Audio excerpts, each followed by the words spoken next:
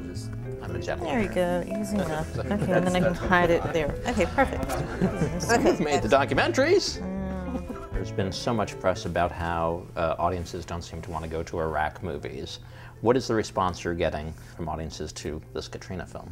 People are really responding to this very personal story of survival.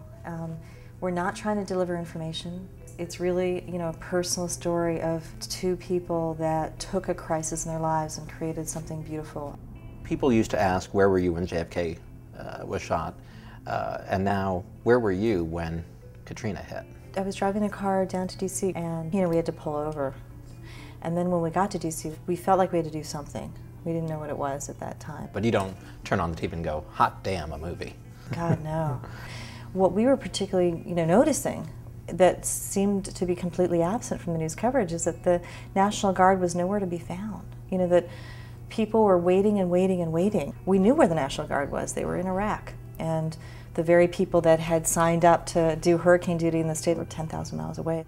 Do you think Americans are still upset by this story? I think Americans are still pissed about this. We still haven't had any accountability. No one has been held accountable for the levees, the 100,000 citizens that weren't evacuated. No one's been accountable for this war that has been draining resources from American cities around the country. You talk about people harnessing this anger and this energy. What would you like the public to do? People, you know, need to vote this November, you know, and vote for the candidate that deals with the issues in every city across the country that is experiencing racism and poverty. Is that Ron Paul?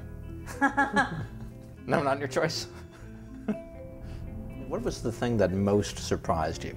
There wasn't a day that we were shooting that we weren't sort of moved to laughter, to tears. We didn't know how the story would end. I think that's what makes it a really compelling story for the audience. I think the most surprising thing is that people like Kimberly and Scott would let people like Tia and Carl into their lives, and they really did. And we created a beautiful film out of it.